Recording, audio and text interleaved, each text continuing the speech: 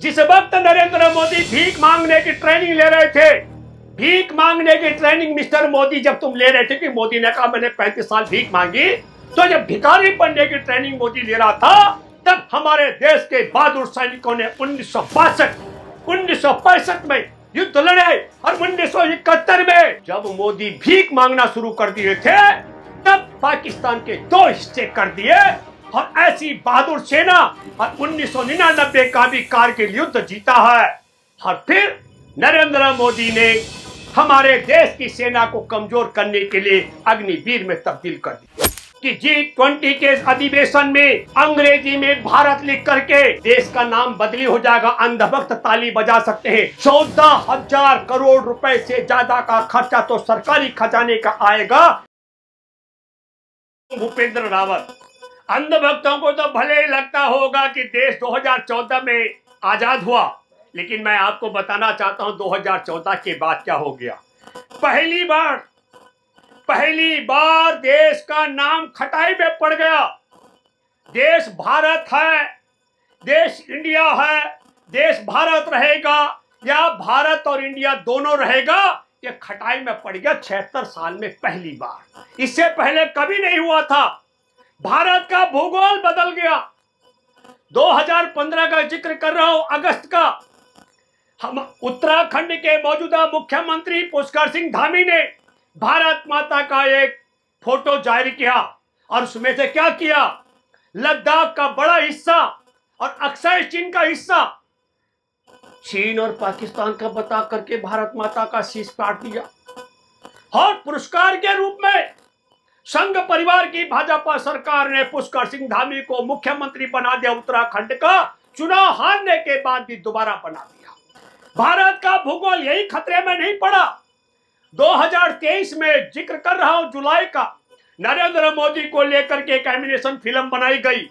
उस फिल्म में भी ठीक वही हिस्सा काट करके भारत का नक्शा दिखाया गया। जो हिस्सा 2015 में किसने काटा था, जो हिस्सा काटा गया था पुष्कर सिंह धामी के माध्यम से, उसी हिस्से को काटा फिर किसने, भाजपा के पूरे गिरोह ने।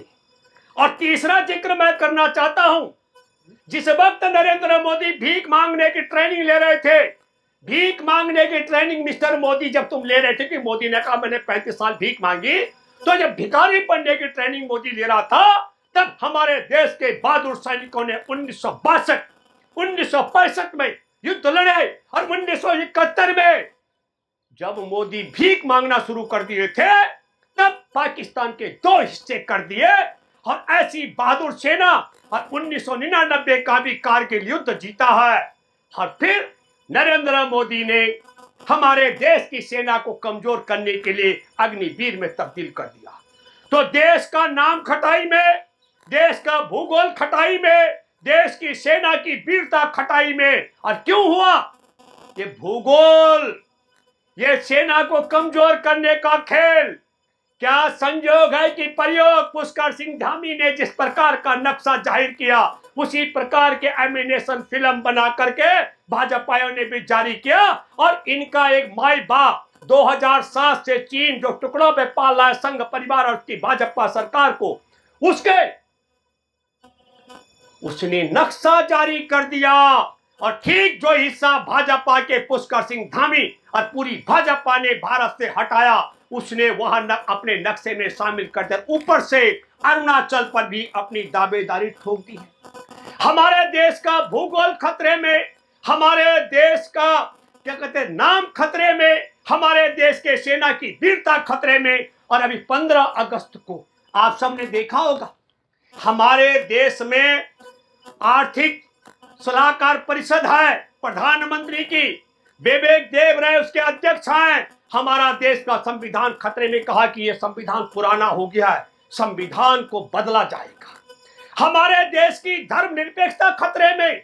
बड़ी रोचक बात आपको बता रहा हूं, हमारे देश में संघ परिवार का मुखिया जिसके इशारे पर, जिसकी मैं कहता हूं शाखा है भाजपा की सरकार, उसके मुखिया मोहन भागवत ने कह दिया भारत के करोड़ों मुसलमानों के औचित्य को खारिज कर दिया, करोड़ों सिखों के औचित्य को खारिज कर दिया, ईसाइयों के हमारे देश में बौद्धों के, जैनियों के, पारसियों के औचित्य को खारिज करके ऐलान कर दिया भारत में सब हिंदू है। और रोचक बात बताता हूं, सबको हिंदू बताने के बाद हमारे देश का एक और बवंडर खड़ा हो गया। देश में धर्म भी खतरे में है, मजहब का, पंथ का, मिशन का, सबके औचित्य को तो खारिज किया गया है। धर्म पर भी, हिंदू धर्म पर भी सवाल उठा दिया। कहा हिंदू धर्म नहीं, सनातन धर्म है। अब देखना रोचक होगा हमारे देश में कि सरकारी कागजातों में हिंदुओं के धर्म की जो पहचान है वह हिंदू धर्म अंकित रहता है, कायम रहता है, या उसको खत्म करके ये सरकार उसका सनातन धर्म में तब्दील करने जा रही है। ये बात मैं इसलिए कहना चाहता हूं मेरे दोस्तों कि इस पूरे मसले पर एक सबसे अहम बात नरेंद्र मोदी को, मोदी सरकार को, आरएसएस के मुखिया मोहन भागवत को बताना चाहिए कि पुष्कर सिंह धामी ने भारत का जो नक्शा है उसको काट करके चीन और पाकिस्तान का हिस्सा दिखाकर देश के साथ जो गद्दारी की है उसको पुरस्कार के रूप में मुख्यमंत्री की कुर्सी पर बिठाने का जो षड्यंत्र किया गया है, मोहन भागवत बताएं देश को चीन से कितना पैसा लिया था। 2023 में मोदी के नाम पर जो एनिमेशन फिल्म बनाई गई उसमें भी सिर्फ वही प्रक्रिया दोहराई गई 2000 अगस्त 2015 वाली।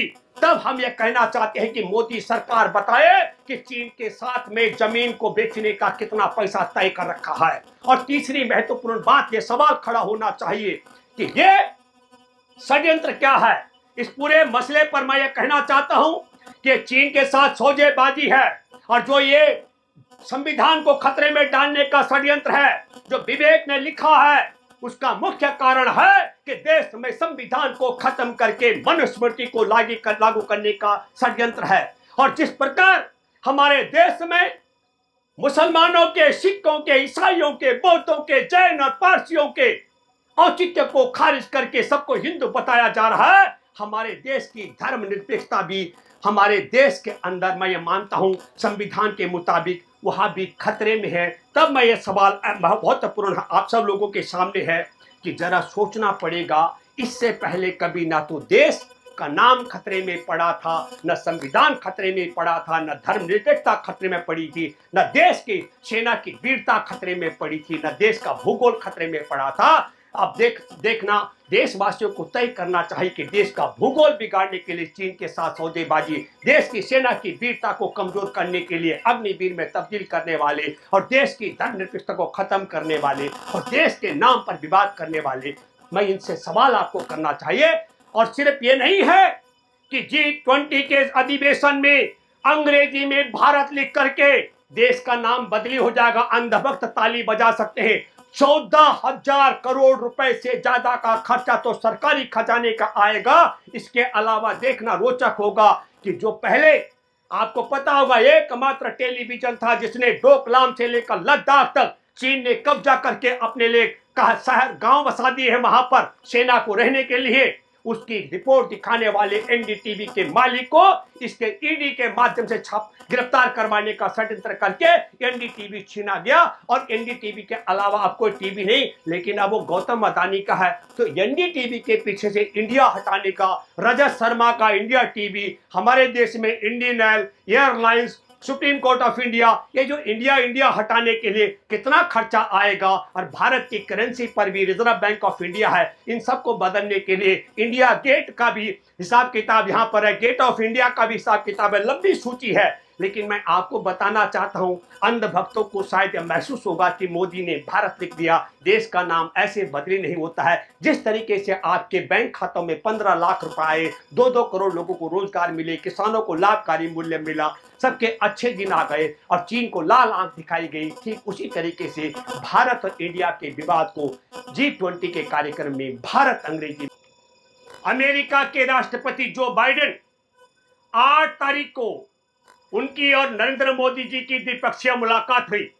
उस मुलाकात के बाद अमेरिका से लेकर दुनिया भर के पत्रकार और भारत के पत्रकार इस इंतजार में थे कि वह हमारे देश के प्रधानमंत्री और दुनिया के सबसे ताकतवर देश के राष्ट्रपति जो बाइडेन के बीच में क्या क्या तय हुआ, ये जानकारी लेने के लिए उत्सुक थे और दुनिया भी जानना चाहती